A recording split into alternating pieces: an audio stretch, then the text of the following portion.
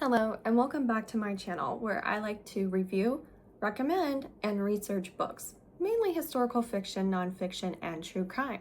So if you're a nosy person like me, definitely subscribe to my channel. Now, as always, I like to start off with the book that got me going down this rabbit hole, Burial Rites by Hannah Kent. I read this book over a year ago and I still cannot stop thinking about it. It is one of those slow-paced books that makes you think the entire time.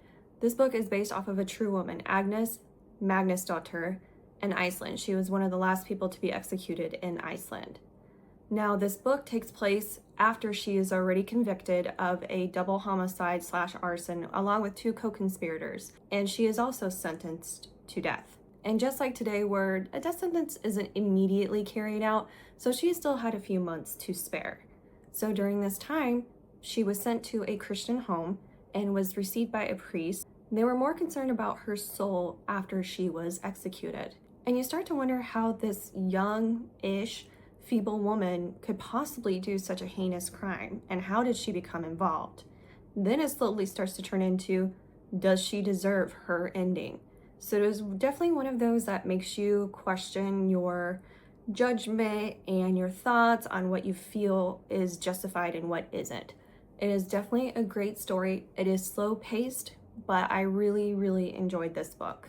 Now let's talk about the rabbit hole that I went down because of this book. Although Iceland today is considered one of the safest countries to live in today, it wasn't always that way. It did definitely have its own bad people in it for sure. And during my research for this book, I found quite a few individuals that kind of stuck out to me that I really want to talk about. So let's talk about the only really known serial killer in Iceland, Axlar Bjorn. He was born in 1555 and he was the youngest of 3 children. And he was also married. He had committed his first murder by the time he was 14 years old. And what he would do is he would lure his victims to his sheep shed and murder them. He would murder them, but it wasn't always the same every single time, such as sometimes he would strangle, drown them, or bludgeon them. Now, there are actually several different theories on exactly how he was captured. Number 1 is that a man had recognized a cloak that Bjorn was wearing was actually of his late brother's that went missing. Another one is a brother and sister get captured, but the sister is killed. However, the brother gets away and tells someone.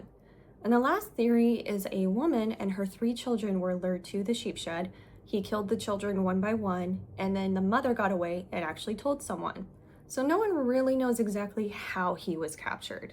And the main thing is no one really could discover an MO of why he did this. Some thought maybe money or just it was a spur of the moment thing. He eventually confessed to 9 different murders. However, when they excavated his property, it became abundantly clear that there was way more than that on his property.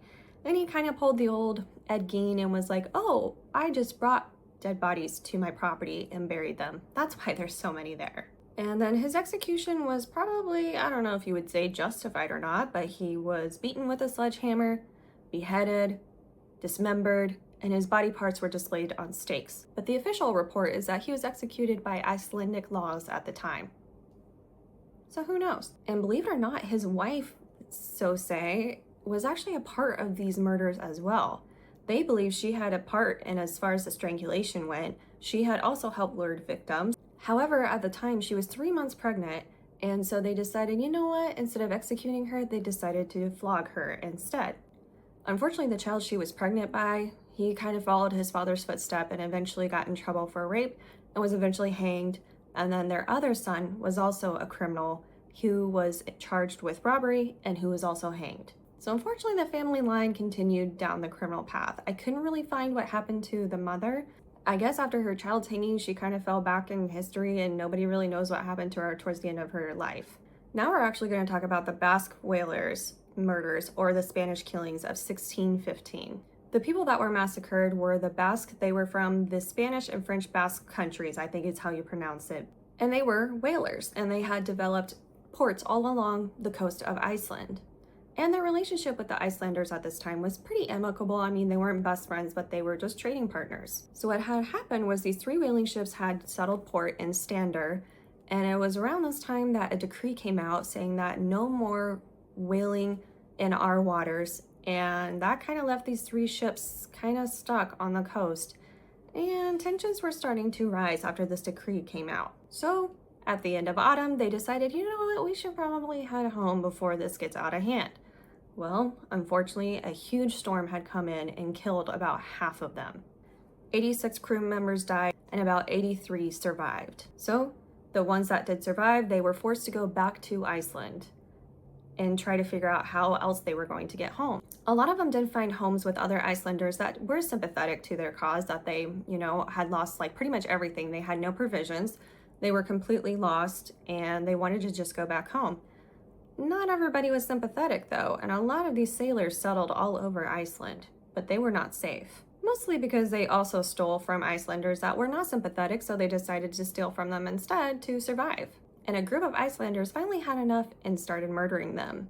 And believe it or not, this attack was actually orchestrated by the local sheriff, who was tired of these Icelanders stealing from all these people. And this sheriff was Ari Magnusson. He was a very powerful and a very wealthy man. And he declared the rest of the Basquemans as outlaws, so that means open season. Literally almost anybody could murder these whalers if they wanted to, and it was justified.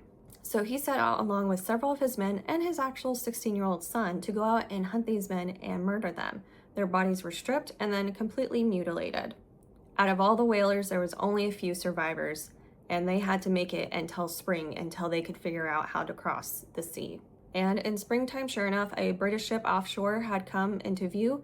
They swam all the way out to it, and then they were never heard from again. And in 2015, actually, the family members of the descendants of the Basque and the Icelanders during this time had actually created a memorial together and unveiled it. Now we're going to talk about another infamous man, Agnes Paulsson. Now, he had quite a bit of a long rap sheet at this point, so he was sentenced to life in prison, branded, which they eventually decided to do away with, and whipped. And then he was sent to the prison in Reykjavik, I think is how you pronounce it. Now, this prison at the time was still under construction, so it was just a tiny thing. And this was in 1766. And he eventually worked his way up through the ranks by his manipulations, and he was actually well liked by the staff. However, he was not well liked by the other prisoners because he terrorized them, beat them up, and eventually he was considered the doorkeeper and got a lot of privileges that the other prisoners did not get. This obviously didn't go over very well, so eventually they had to take all of his privileges away. However, one privilege that he did have was that he could interact with female inmates, which led to him get another inmate pregnant. And her name is Arndis, which we will actually get to her because her story is also pretty interesting. But anyway, this actually was not her first child out of wedlock, and it would not be her last. Now, having a child out of wedlock during this time was seen as a huge no-no, and so you could be sentenced to more time in prison, but they felt like her currently serving her prison sentence, it didn't really make sense to add more time onto her sentence. She was released in 1775. So Arnis's health started to deteriorate, and in 1792, they actually decided to let him out to live the rest of his life out in the free world. They didn't see a point in holding him in prison anymore.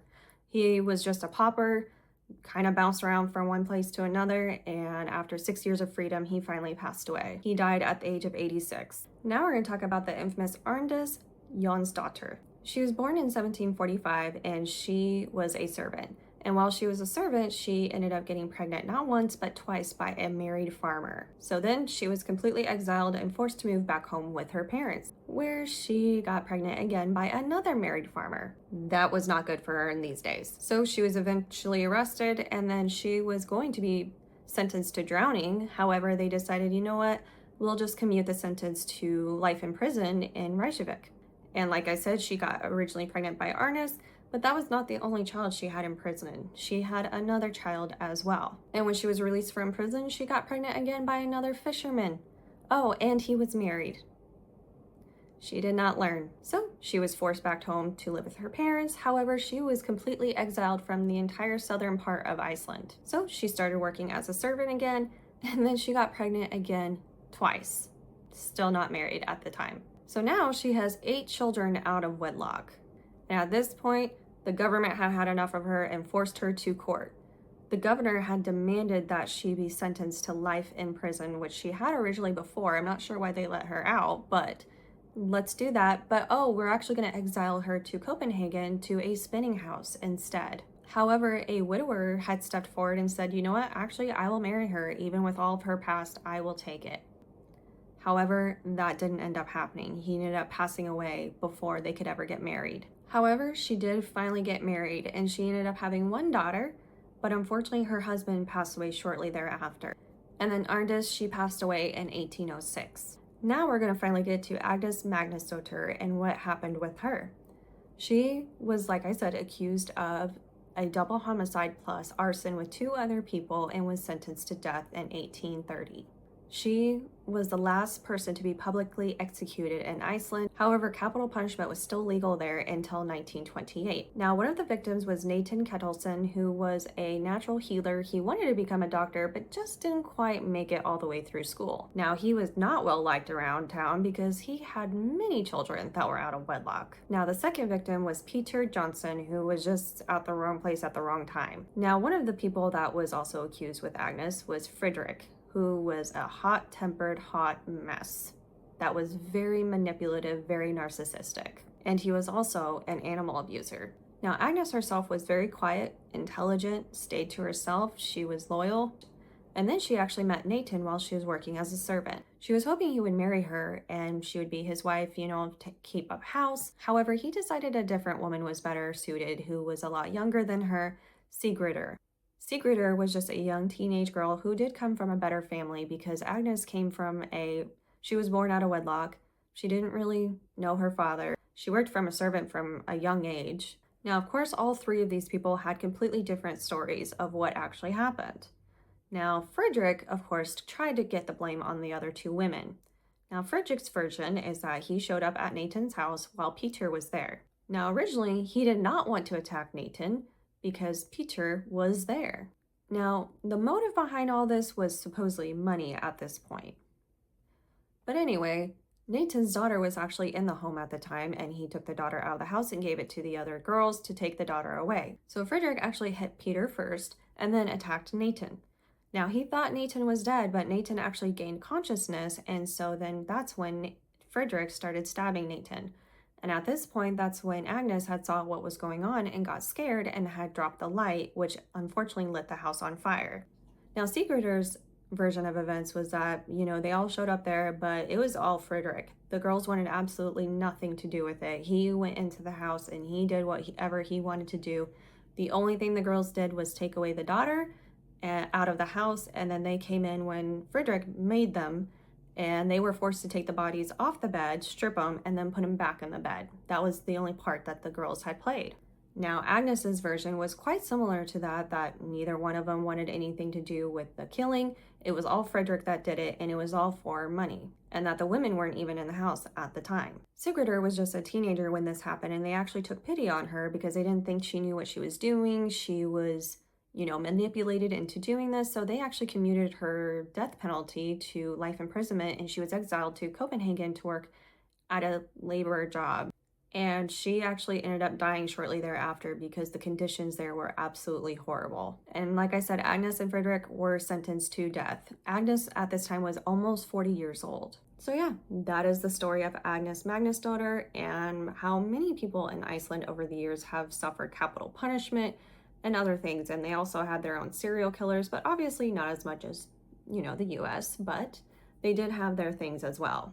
And now Iceland is one of the safest places to live. If you have any further comments or if you know any more information on this, definitely comment that below. If you have any other book recommendations that are similar to this as well, definitely comment that as well.